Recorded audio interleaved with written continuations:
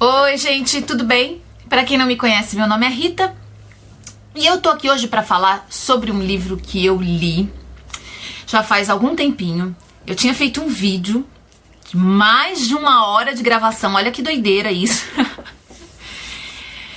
Mas quando eu cheguei e comecei a ouvir o que eu tinha falado, eu achei que tava bom, tava legal, mas tava faltando algumas coisas. Então eu decidi regravar esse vídeo. Porque é um livro que foi muito importante pra mim e eu sei que tem muita gente curiosa a respeito da minha experiência de leitura. Então vamos lá, vamos compartilhar isso aí. Então, vamos falar, né, que livro que é, né? Pô, tô falando aqui um tempão, não falei que livro que é. Eu tô falando sobre O Som e a Fúria, do William Faulkner. E eu não sei porquê no outro vídeo eu falava William Faulkner, levantando meio Billy Idol, né? Bom, vou tentar não levantar o lábio dessa vez, vamos lá. Eu acho que todo mundo que gosta de ler já esbarrou em algum momento com algum livro que cita William Faulkner, com alguma história onde é citado algum dos livros do Faulkner, ou enfim, o próprio Som e a Fúria já foi comentado, já foi ouvido, já foi discutido perto dos leitores mais ávidos, assim, vamos dizer, aqueles que mais estão envolvidos com a literatura. Porque esse é um livro meio referência. Mas mais do que isso, O Som e a Fúria é um livro que levanta muita curiosidade, porque as pessoas costumam relatar uma tremenda dificuldade em ler, entender e gostar desse livro. Eu acho que todo mundo chega no Som e a Fúria, quem já conhece e está preparado, com um pezinho meio atrás, assim, sem saber direito o que vai encontrar. O Som e a Fúria é um livro famoso justamente pela sua estrutura ousada, moderna, diferente, né? É um livro revolucionário em alguns aspectos.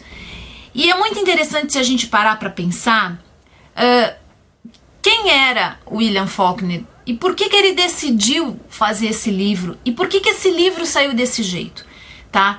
Essa foi a maneira mais adequada que eu achei de começar a falar sobre O Som e a Fúria, porque talvez coloque a gente dentro da real importância que esse livro tem. Vamos imaginar como é que eram os Estados Unidos lá em 1920, na época que Faulkner já escrevia, mas tinha os seus textos, os seus rascunhos, os seus livros todos negados pelas editoras. Ninguém queria muito escrever, lançar o que ele escrevia, né? Então o Faulkner estava revoltado e o mundo estava passando também por um momento muito conturbado, muito cheio de transformações. O movimento modernista tomava conta do mundo. Escritores, artistas, músicos, enfim, o pessoal que mexia com a cultura no mundo se sentia de alguma maneira responsável e capaz de transformar.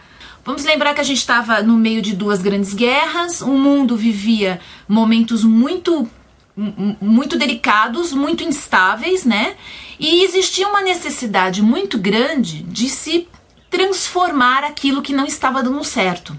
E os intelectuais acabaram desconstruindo muito do que existia para tentar construir algo diferente e melhor. Essa eu acho que é, para mim, a maneira mais simples da gente explicar o movimento modernista à vanguarda no início do século XX.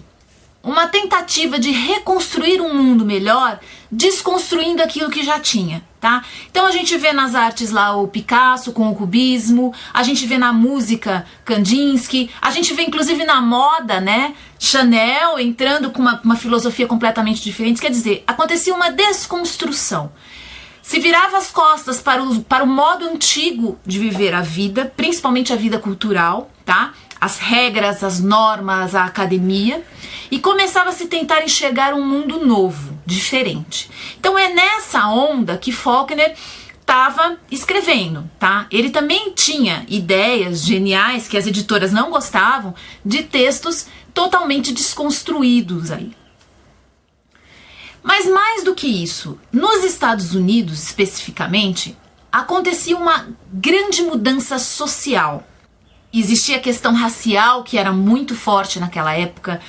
A aristocracia americana vivia um período muito delicado, onde eles já não tinham dinheiro como antes, mas eles tinham títulos, né? Eles tinham uma espécie de nobreza, vamos dizer assim. Mas tudo isso estava sendo questionado. Tudo isso estava vindo por água abaixo. E é esse retrato que eu acho que o Faulkner quis colocar no Som e a Fúria, o retrato dessa decadência, desse momento de transformação, mas ao mesmo tempo ele quis revelar essa tentativa inútil que a sociedade estava implantando de segurar as aparências. Eu acho que quando a gente chega para ler o Som e a Fúria com essa cabeça, com essa mentalidade que o Faulkner estava querendo mostrar um universo decadente, um universo que já estava morto e acabado praticamente, mas que ainda socialmente se existia uma pretensão muito grande de se manter as aparências, quando ele escreve o Som e a Fúria, parece que ele está revelando ou tentando revelar os bastidores, toda aquela situação precária de uma estrutura muito frágil social que estava vindo abaixo diante dele, mas ao mesmo tempo as pessoas não queriam aceitar e o Som e a Fúria vem aí como um grito do tipo, meu, se liga, olha só o que está acontecendo, é isso que está acontecendo. A história desse livro é muito simples, não tem muito o que se dizer. É a história da família Compson, que é uma família tradicional, aristocrata do sul dos Estados Unidos. É uma família que está vivendo talvez os seus últimos momentos. Por quê? Não estão nascendo mais crianças naquela família, eles perderam praticamente todo o seu patrimônio, né? Não tem mais dinheiro, não tem mais nome, não tem mais aonde se segurar. A família está se degringolando. E aí já começa o primeiro ponto que a gente pode começar a pensar aí, né? Faulkner começa o Som e a Fúria escolhendo como pano de fundo a aristocracia decadente, que ainda tenta desesperadamente manter uma fachada como se tudo tivesse numa boa e tudo tivesse sob controle, quando na verdade não está. A primeira parte do Som e a Fúria, ela é escrita pelo Benny, que é um dos filhos da família Compson, e é uma narrativa absolutamente desconstruída. Não existe muitas vezes pontuação, a gramática é abertamente desafiada, porque às vezes no mesmo parágrafo falamos no presente, no passado e no futuro.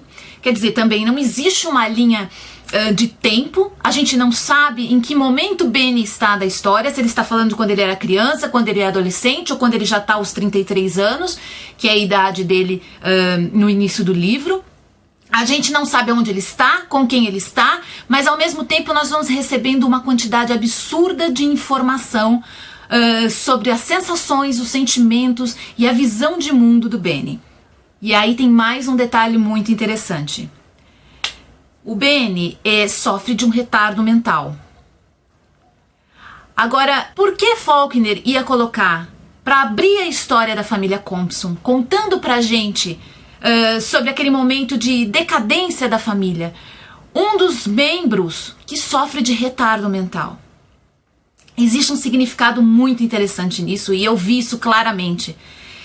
Benny fala ao longo da primeira parte de uma maneira tão confusa e tão fragmentada, tão sem sentido muitas vezes, que nós somos colocados dentro daquele universo decadente, daquele universo confuso, maluco, aquela coisa completamente louca que era o centro dessa família, apesar deles não afirmarem isso abertamente, apesar deles não assumirem isso. Quando você acompanha a linha de raciocínio do Benny, você não tem como não pensar nisso, né? Nós somos colocados dentro de uma confusão imensa, dentro de um universo de uma pessoa com debilidades mentais. Quer dizer, ele abre a história da família Compson, nos mostrando aquilo que existe de mais desconstruído ali dentro. Muito sugestivo já, é uma parte que você tem que se entregar muito ao texto, não se preocupe muito em entender o que está acontecendo, se deixe levar, vai assimilando as palavras, as frases e vai se permitindo sentir, porque existe, e isso é uma grandiosidade enorme do texto do Faulkner, ele consegue conduzir a gente, mesmo dentro dessa confusão toda, dessa maluquice toda, ele consegue manter o leitor interessado no texto. Talvez a primeira parte seja mais difícil por conta dessa falta de linearidade, por conta dessa confusão de pensamentos, desses múltiplos narradores entrando ao mesmo tempo. Talvez isso confunda um pouco, mas sem dúvida nenhuma é a parte onde mais a gente vai sentir as emoções da família Compson. A segunda parte, nós conhecemos o Quentin. O Quentin é um dos membros da família que está pronto para se suicidar. E aí rola mais uma que eu acho uma das intenções incríveis do Faulkner, de colocar a gente dentro da cabeça de uma pessoa, de um suicida, uma pessoa que está no limite e que também tem uma série de sentimentos, explosões de emoção e vivências muito malucas, muito no limite mesmo, né? E mais uma vez ele nos apresenta a história da família Compson vista através de olhos muito perturbados. Isso tem um significado, isso tem um sentido dentro da história. Veja só, se a primeira parte foi escrita por uma pessoa com debilidade mental e na segunda parte a gente tem um suicida, que família é essa? Que estrutura de família é essa aristocrática que dita regras, normas para a sociedade? O que é isso que o Faulkner está tentando nos mostrar? Ele talvez não mostre isso em textos muito lógicos, mas o sentimento, a explosão de acontecimentos fora de ordem acaba nos levando para dentro dessa loucura.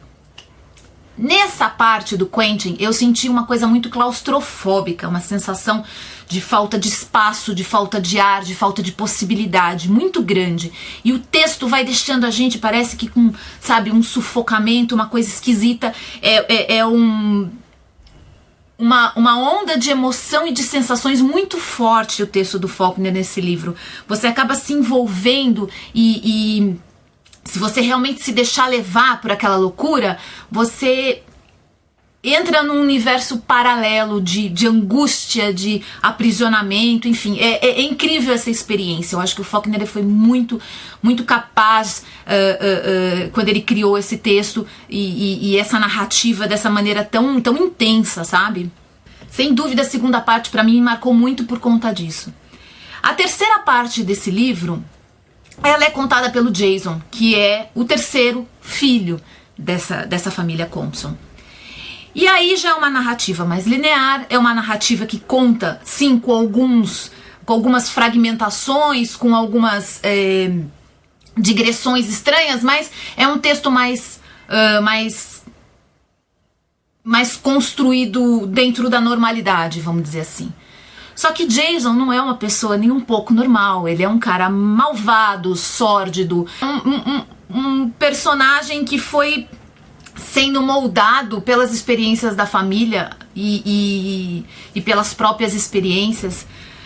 E ele é o último membro que sobra da família Compson na fazenda. Jason é um personagem muito complexo, difícil da gente ler o texto, porque ele é malvado, ele é sádico, ele é cruel muitas vezes. Nessa terceira parte existe uma cena muito forte e muito intensa pra mim, que quem já leu ou quem vai ler, a cena da charrete, é uma cena pra mim extremamente forte. Eu fiquei muito tocada com aquilo. Você percebe o quanto naquela terceira parte o Faulkner está tentando colocar a gente dentro do outro lado da história. Quer dizer, dentro da família Compson também existe um outro lado, né? Não só das vítimas, mas também o do algoz, né? Daquele que acaba gerando a dor e o sofrimento de muita gente. Apesar da terceira parte ser um pouco mais fácil de ser entendida, ainda não é um momento em que a gente vai conseguir as respostas, vai encaixar as peças do quebra-cabeça. Sim, a essa altura do texto a gente está com um monte de perguntas. Não existe uma preocupação muito grande do escritor em colocar respostas. Ele quer que a gente atravesse aquela enxurrada de emoções e de sensações com ele. Mas elas virão, a tempo elas virão. tá?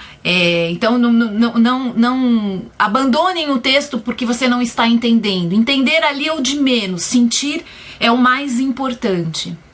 A quarta parte é a parte que um narrador, possivelmente o escritor, fora da família Compson, uma pessoa que está observando de fora, entra para juntar as peças dessas 3 primeiras partes. E aí a gente vai saber um pouco mais sobre as personagens femininas. Elas aparecem ao longo do livro todo, mas elas são praticamente secundárias. A posição da mulher dentro dessa obra do Faulkner é muito ambígua. Elas existem, mas não existem. Elas causam só dor, sofrimento, inclusive incomodam muito mais, por exemplo, do que os negros, do que os pobres, né? É como se a mulher fosse a grande mancha, né? A grande mácula da sociedade. Então, é um livro muito forte nesse aspecto. Eu senti muito essa nuvem negra sobre as personagens femininas, que é muito intensa, muito forte. Elas são citadas ao longo da obra, mas é como se fossem personagens que só existem como pano de fundo, assim, sabe? Como cenário. E isso é uma coisa que me incomodou bastante no Som e a Fúria. Mas eu acho que a intenção é muito essa, né? Colocar muito da posição da mulher, como que a mulher era vista dentro dessa sociedade. E outra coisa que também na quarta parte, na parte final, a gente começa a ter um pouco mais de contato é com a família de negros que trabalham para a família Compson, entre eles a Dilsey, que é a grande personagem que atravessa toda a obra como parece um único ponto de lucidez no meio disso tudo, um único ponto de amor, de cuidado, de esperança ainda ao longo de toda a obra. Ela na quarta parte ela acaba ganhando um destaque maior, porque você vê que dentro daquela doideira toda que foi a história da família Compson, a Dilsey, como representante, né, dos negros dentro daquela sociedade, daquela micro sociedade que o Faulkner criou ali com a família Thompson, ela consegue ser ainda quem tem um sentido, quem tem uma razão e quem não se perdeu nas próprias dores, né? Então isso é muito significativo. A gente vê as camadas sociais se desconstruindo dentro da obra, mas na última parte parece que as coisas, o próprio narrador tenta colocar as coisas de uma maneira mais clara para o leitor conseguir se colocar dentro daquilo. Na primeira edição o livro terminava aí. Depois houve Faulkner acrescentou um apêndice com algumas, vamos dizer, é como se ele voltou para contar o que aconteceu com os personagens desse livro. Eu achei isso extremamente interessante porque ele não tinha concluído ainda a obra quando ela foi lançada e depois ele voltou para fechar o ciclo desses personagens. Ele voltou meio que para contar pra gente o que aconteceu depois com esses personagens. E aí, eu acho que é o primeiro momento que a gente respira um pouco mais aliviado, porque a gente consegue entender melhor. Mas nesse ponto, gente, já fomos absorvidos pela mágica do Faulkner. A gente já entendeu qual que é a proposta do livro, que é entrar dentro daquele universo doentio, claustrofóbico, apertado, inflexível, dolorido, de aparências, de uma sociedade que segura aparências, uma sociedade que denigre, né, o ser humano de uma maneira tão violenta, que acaba com as esperanças, com as expectativas, com os desejos das pessoas em nome de uma possível fachada, né, que já não existe mais, ela está completamente decadente. E esse valor da obra do Faulkner é único. Eu imagino o impacto que esse livro causou na década de 20, quando ele foi lançado nos Estados Unidos, porque ele é um chute na boca do estômago. Se você comparar esse livro com outros, né, de anos anteriores, onde se tem ainda aquela preocupação de se mostrar uma aristocracia que se mantém no poder, lúcida, dona da verdade e das boas, dos bons julgamentos, né, aquela sociedade capaz, aquela camada da sociedade que define o que é válido, o que não é, o que é bom, o que não é. Quando você lê O Som e a Fúria, você vê praticamente a decadência completa disso tudo, né? Você vê o lado negro da força, vamos dizer assim. Então, Faulkner foi incrível nesse texto. E mais do que na mensagem, na própria construção da narrativa, que é uma aventura em si só, né? Ele saiu do lugar comum, ele saiu da posição onde todos os escritores se sentavam normalmente e se colocou em outra, muito mais arriscada, muito mais complexa, mas não por isso menos agradável, tá? E isso é uma coisa que eu sempre gosto de lembrar. O Som e a Fúria talvez não seja um livro que nos primeiros capítulos você se sinta, nas primeiras partes você se sinta confortável. Mas lá pro final você vai entender qual que é o movimento, qual que é a experiência que ele tá colocando pra gente ali. E sem dúvida nenhuma, como leitora, eu me senti muito realizada por ter me atrevido a fazer essa jornada e principalmente por me permitir descobrir o Som e a Fúria dentro da minha visão. Eu inclusive assisti um vídeo da... Espero não dizer o nome dela errado. É Munira Mutran, uma professora da Unicamp. Ela fez um programa na TV Univesp. Eu vou deixar o link aqui embaixo, onde ela fala sobre o Som e a Fúria de uma maneira esplendorosa.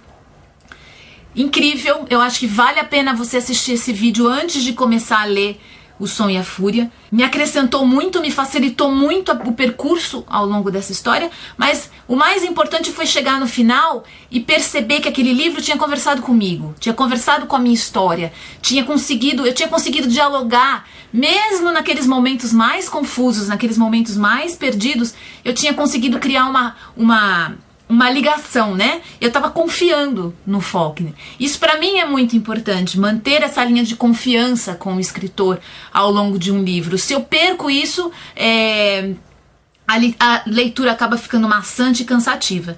Eu confiei no Faulkner, eu fui até o final e não me arrependi. Me permiti entender menos e sentir mais o texto, as palavras, o fluxo das frases, o movimento do texto, enfim. É uma experiência única, gente. Não é à toa que esse livro é tão falado, tão comentado. Se eu não me engano, a Kozak Naif acabou de reeditar o livro, mas eu só encontrei para vender dentro do site da Kozak pela quantia generosa de R$79. Então eu não comprei ainda, eu não tenho. Eu li da biblioteca, tá? Mas quem aí adquiriu o livro e tá com vontade de ler e quer começar a ler, eu deixei aqui pra vocês um pouco da minha experiência.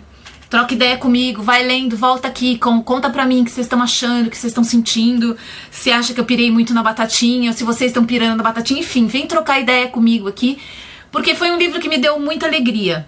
E não pra dizer assim, nossa, eu li Faulkner, né, que máximo.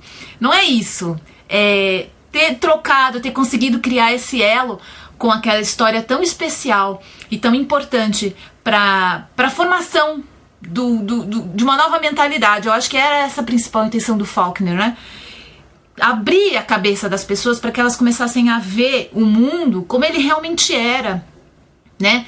É isso, gente. Para mim foi uma experiência muito legal, foi uma experiência importante, não só literária, mas uma experiência de vida mesmo, que eu gostei muito. Eu espero que venham outros livros assim pra gente poder conversar mais. Tá bom, gente? É isso. Eu espero que vocês tenham gostado do vídeo. E é isso. Um super abraço, fiquem bem, até a próxima. Tchau, tchau.